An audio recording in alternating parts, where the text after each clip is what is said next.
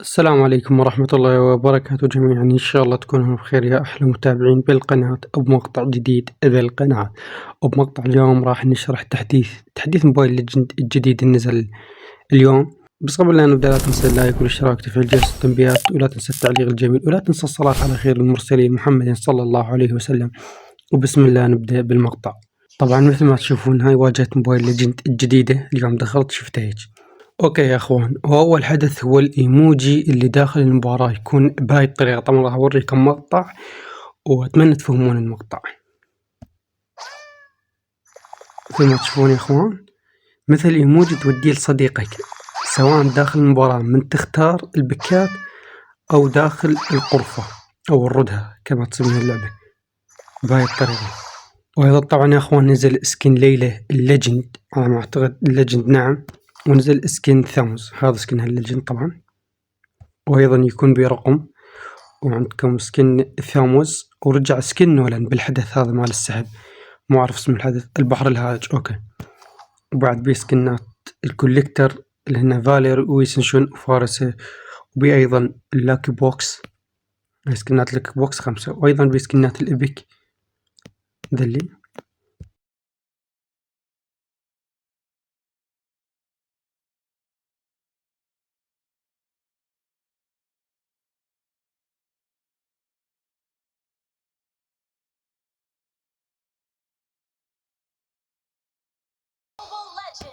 طبعا يا اخوان ريفامب فري نزل واخيرا مثل ما تشوفون.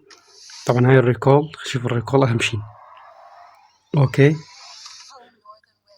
هاي مهاراتها.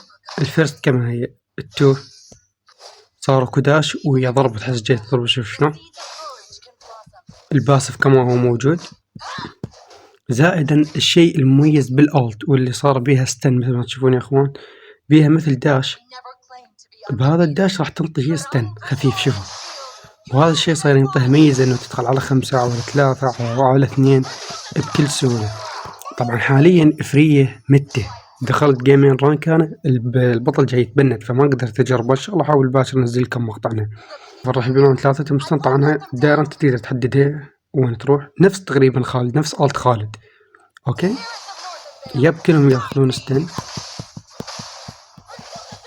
يب مثلا نشوف. شوف يا اخوان صارت مرعبة، يعني هاي بدون ايتم شوف ضررها.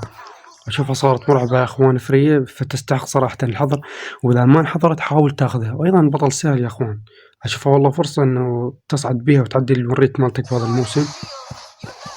اوكي يا اخوان، البطل الثاني عندنا تم التعديل عليه هو شافير. يا اخوان شافير تم تعديل عليه من ناحية الفيرست. شوفوا الفيرست صارت كبيرة او ضخمة، قبل كانت صغيرة الفيرست مالته، هسه صارت كأنك انت مجمع ستاكين مثل ما جاي تشوف، صارت اكبر. زائدا الشيء اللي صار عليه التثبيت، قللوا الفترة مالته. هسه مو تثبيت بهذه الدائرة بعد ما استخدم فيرست و2 صار التثبيت مالها قليل، الوقت ماله قليل. قبل تقريبا كانت يمكن ثانية، هسه أقل من ثانية، صار قليل. زائدا الضرر ماله نقصوه أيضا. اللي لاحظت قبل شوي لعبت شافير، اللي لاحظت التثبيت مال المهارة الثانية قل. زائدا إن الضرر ماله صار كلش بالألت، مو كلش بس صار قليل. خلينا نجيب فول ايتم يا اخوان نشوف الضرر. يب الضرر ماله صار كلش قليل. يعني جاي احكي لكم عن بطل لا عنده دروع ولا عنده ليفل ولا عنده اي شيء، وفول ايتم نص اخذ منه تقريبا النص. شافير قبل كان تقريبا يقتل الواحد بهاي الايتم، كان تقريبا يقتل، اما حاليا لا، فقللوا الضرر ماله. اوكي يا اخوان، لاحظت انه الفيرست كما هي من بداية المباراة لنهايتها كما هي، ما تتغير. قبل كانت ليفل 1 وليفل 2 وليفل 3، هسه لا، ليفل 1 نفس ليفل 3 ما تغيرت. مثل جاي تشوفون هسه هاي ستاكين، هسه انا عندي ستاكين نفس الحجم. شوف ستاكين نفس الحجم. اوكي بس خلي يرجعون يرسبون هذول. هسه هاي 3 ستاكات نفس الحجم، شوفوا الحجم مالها يا اخوان. اوكي خلي تخلص الستاكات ونشوف بالله بدون ستاكات كم ايش كبرها. اوكي يا اخوان نفسها. يب اعتقد هاي ايضا ميزة او سلبية، والله ما ادري اخوان انتم وش تقولون. انه شافير من بداية المباراة راح تبدأ الفيرست مالته كأنها 3 ستاكات. اوكي خلينا نجرب والله. اعتقد يا اخوان صارت اكبر الدائرة صارت تطلع بشكل أكبر. خلينا نجيب ستاك. أوكي يب يا أخوان لو صد ما أعرف. لا أوكي التو ظلت تكبر مع كل ستاك. فالستاكات تحتاجها أنت أول شي، تحتاجها عشان التو. يب تحتاجها عشان التو. بس الفيرست صارت سواء كان عندك ستاكات أو ما عندك ستاكات فهي نفس الحجم. قبل كانت تكبر مع كل ستاك، كانت تكبر تصير أكبر وكان ضررها يزيد. ما أدري إذا الضرر يزيد لو لا. أوكي يب الضرر نفسه ما يزيد سواء ستاك أو بدون ستاك. بس هسه الستاكات صارت تأثر على المهارة الثانية، صارت تخليها أكبر أو أصغر. أيضا الألت زقروها طبعا المعلومة. الألت بعد استخدام الستاكات أو باللون البنفسجي الألت كما هي شوفوا. أوكي شوف حجم الألت كما هي، نعم ما تغيرت. فلذلك الألت ضعفوها، الفيرست خلوها نفس كما هي، بس التو ظلت كما كانت قبل. أما الفيرست تم تغييرها والألت تم تغييرها والضرر ماله نزل. زائدا الستن ماله أو التثبيت اللي بالمهارة الثانية أيضا قل. فنقدر نقول إنه شافير ودع الملاعب بشكل رسمي. شافير البطل الممثل كل موسم. هذا الموسم أو الموسم الجاي ما راح يكون متين نفس كل موسم، وراح لازم نغير البطل ونشوف بطل غيره.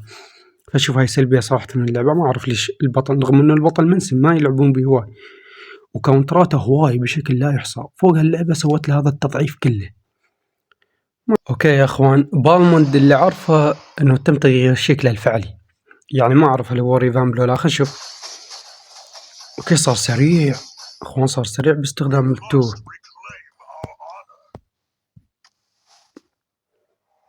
يب ما كانت عنده ريكول فسووا إلى بعض التعديلات ومن ضمنها التو. أوكي يعني مو تعديل هواي إخوان، بس التو مالته صارت أسرع. زائدا غيروا الشكل مال بالموند. نروح البطل اللي بعده. إخوان أطلس سووا تعديل على الباسف ماله والمهارة الثانية والمهارة الثالثة. الباسف ماله تم تعزيز نقاط الريح المتجمدة، صارت من 2 إلى 3 أعتقد يا أخوان، اللي هي التجميد ماله، لأن هو الباسف ماله يجمد طبعا اللي ما يعرف. تعزيز الدفاع الجسدي والسحري من 16 إلى 30% إلى 20. أوكي ما أعرف أخوان نسبة من نقاط الحياة الإضافية. أوكي يعني باختصار أطلس صار كتانك صار قوي. اللي ما يعرف طبعا أطلس من التانكات جدا ضعيف بالتحمل الضرر. هسه أعتقد بالباس ماله صار شوي يتحمل ضرر. اللي يعرف بالمهارة الثانية تطلق مثل اخطبوط وانت تظل تتبعه. بعد ما تلتصق بالاخطبوط يصير ستن ومدى ستن. المدى مال الستن توسع، صار مدى أكبر. بالمقابل تم تقليله من ثانية إلى 0.8 يعني جزء من الثانية تقريبا، أو ثانية إلا خلينا نقول ثانية إلا 2. قللوا الستن مال المهارة الثانية صار قليل، مو ثانية، أقل من ثانية بشوية. إخوان هارلي بالمهارة الأولى يشمر بطاقات، هسه صارت شمر البطاقات أسرع من تعديل المهارة الثانية اللي صار عليها وقت انتظار أقل، وصارت السرعة اللي يكتسبها السرعة طبعا بعد ما استخدم التو راح تصير سريع هو. بعد ما ترجع بالمهارة الثانية السرعة تختفي كانت قبل. بعد التحديث هذا راح تصير السرعة موجودة سواء استخدمت التو، ومن ترجع من التو للقبعة السرعة موجودة. الثالث الالت مالته صارت اقوى بشكل واضح، يعني مثل ما جاي تشوفون هسه راح اشرح لكم. صارت الالت طبعا مش تستخدمها قبل على مثل ليلى وقدام ليلى تانك، كانت الالت مالته تروح على التانك. هسه لا، الالت راح تروح على ليلى. طبعا وبسيدي صار عليها تعديل ايضا، وهذا شيء متوقع بحكم انه هي بطل جديد. التعديل الباسف مالها صار الهجوم مالها كان 7.5 مع زيادة المستوى، هسه صار لا 5 ثابت. المهارة الثالثة تأثير جديد، زيادة سرعة الهجوم بمقدار 3. أوكي بالمقابل صارت أوبسيديان تستخدم ألتها على شخص تزيد الضرر ماله، يزيد السرعة البيسك أتاك ماله بنسبة 30% للبطل اللي أنت مفوكسه بالألت بس. وهاي صراحة راح يخليها أفضل، لأن هسه أوبسيديان تلفل الليفل 4 ما تصير قوية. هسه بعد ما تلفل ليفل 4 راح تقدر تقريبا تمسح أي رامي ضدك بأيتم واحد، واعتقد راح تصير له تشكيلة أيتمات مختلفة بحكم التعديل. الكارد إجاله نيرف. الكارد إجاله نيرف بالمهارة الباسف ماله والمهارة الأولى. الباسف ماله إجمالي ذات الهجوم. أوكي الباسف ماله تم تضعيف الهجوم ماله. طبعا اللي ما يعرف الباسف اللي هي القفز ماله الكارد. الكارد بعد كل ما يستخدم مهارة يقفز على واحد ويسبب له ضرر حقيقي 140. هسه من 140 إلى 125 صار، قللوه بنسبة 15%. زاد المهارة الأولى تم تضعيفها أيضًا. الهجوم الجسدي مال المهارة الأولى تم تقليله من 110% إلى 85%، أي بمعنى تقريبًا 25% على ما أعتقد تم تقليل دمج المهارة الأولى.